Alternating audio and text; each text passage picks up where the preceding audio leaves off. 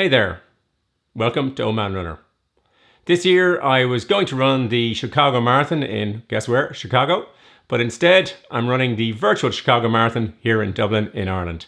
The route has yet to be determined because of possible restrictions, but I have a couple of different ideas which I showed in the last video, and today I'm going to talk about nutrition, specifically water and food. So the first thing to say is that everybody's metabolism is different. Mine is different to yours, and it depends on the time of year. So I did most of my training in the summer when it was hotter. It's never very hot in Ireland compared to most countries in the world. But on the run, which will be in a couple of days, it should be about 11 degrees centigrade, not much humidity. So the sweat rate would be down compared to me running in the summer, and everybody varies.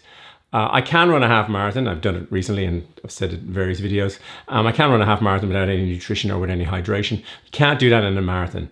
And by the time you found out that you should have hydrated and you should have ate, it's probably too late. So you have to start early and you have to have a reasonable plan. So during the summer, on the various runs, I weighed myself before and after, with and without clothes, to try and find out how much I sweated out. On a 20k run, I sweated out 2 kilograms. On a 30k run, 3 kilograms, and I'm guessing on a 40k run, maybe up to 4 kilograms. Now 4 kilograms is twice this. This is a 2-liter bottle of, empty bottle of milk, or 8 of these would be the amount of fluid that I will lose. So I have to replenish it, but I don't have to replenish all of it.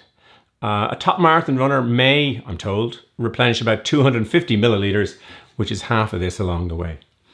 That's not realistic for me. I need more water than that. And during the summer when I went out testing, I would take 3 sips from one of these or something similar, one of these sort of hydration flasks. And I would take 3 sips every 15 minutes. Now I did the math and that's 15 milliliters in each sip. So about 45 to 50 milliliters every 15 minutes, or 200 milliliters roughly per hour. So that means about 800 milliliters on the run. But I'll always have access to water or fluids. So I'm going to park the car beside the run.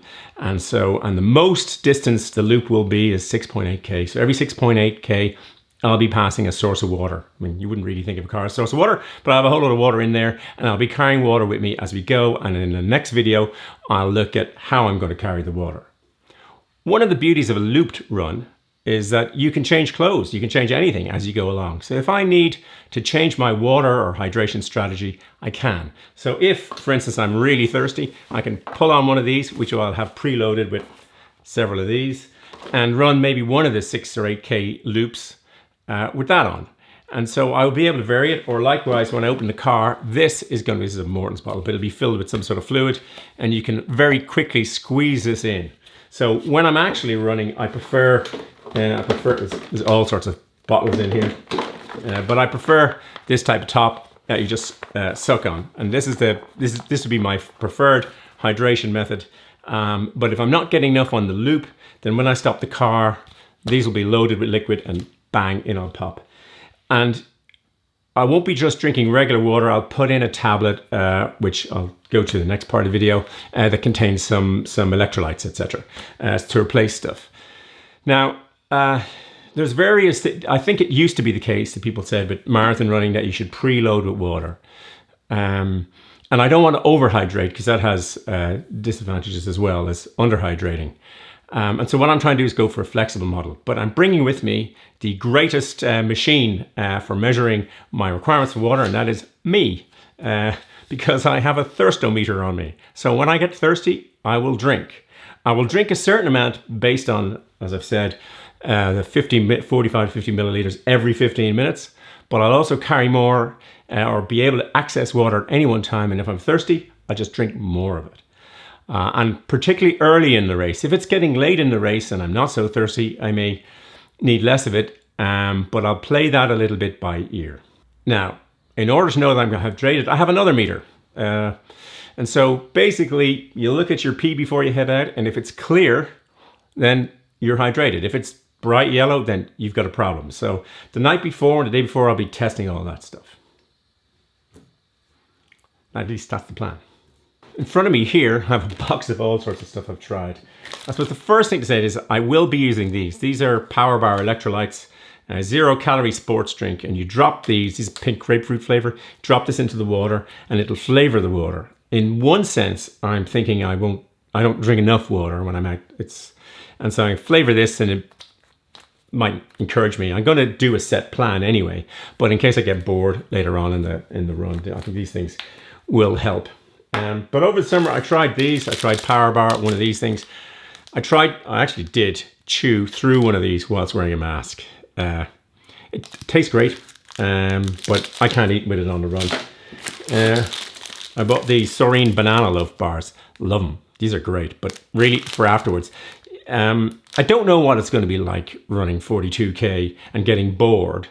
So these will be in the car with some bananas and other things, and I might just grab one if I'm bored of eating what I'm planning to eat, which I'll go through in a second. And in here there's various, there's various gels. There's these Cliff Bars. Again, I wouldn't eat these on the run. These are the nut butter. Actually, this isn't nut butter. I like the nut butter filled ones, and I don't really like. So I went through all the kind of stuff, and there's a whole mountain of stuff. And then what I discovered, I also used a lot of Cliff Blocks, and I like these, but I don't. Their advice is eat a packet an hour. There's no way I'm eating 6 of these an hour. I managed, the most I could manage on a run in the summer was 3, and then I got bored, and I had loads of different flavors. So I'll probably bring some of these. I think these are really good. They're lightweight, and you can stash them with you, and then if you're really feeling suddenly you need something, I think these are great. So I'll bring these, but I won't be fueling my entire marathon on them. What I tried during the summer was I tried some Morton drink mix. I mean, it was good enough for Eliud Kipchoge, well, except for yesterday's London Marathon. So they have this drink mix, which I drank, and it's very benign. At least it doesn't cause me any difficult symptoms. It worked. I enjoyed drinking it. I drank plenty of it, and I thought, yeah, this is what I was going to do. But of course, in 500 milliliters, it's heavy. So my original plan was to bring some of this and some water. But Morton's, on their website, they have a very handy calculator of what they think you should eat and drink. Well, I guess, I don't know. Do you eat a gel or do you drink it? Anyway, Morton's have the 2 plans, the elite and the non-elite. I'm definitely the second one of those. And this is what they say. The sub 4:30 marathon, 4 hours 30. I'm hoping to do 4 hours. Well, just under a nanosecond. The ambitious marathon runner must rely on carrying their own fuel. Yep. 6 gels are compromised between practical application and scientific recommendation. Feed early to stay strong after the 30-kilometer barrier. So I'm going to follow Morton's advice. I'm going to take the gels. I know from previous running experience I won't be as hungry as I probably need to be, but I'm going to take them early because the last thing I want to do is find out at mile 18 or the 30K mark or thereabouts that I haven't had enough fuel early on. Because if that happens, I'm in real trouble and I certainly won't be doing 4 hours. So yeah, I'm going to follow Morton's advice, and I'm going to follow my own thirst requirements, added up with at least 50 mil along the way. And hopefully this strategy will work. You might have a different view. You probably have more experience than me. So feel free to put something in the comments below. Subscribe and you can see the next couple of videos. Certainly the one with the kit is the one I'm going to make next. And then sometime in the next 2 to 3 days, I've got to run. It's not entirely certain when because of the coronavirus restrictions. But until then, thanks for watching. Until the next video, just keep running along.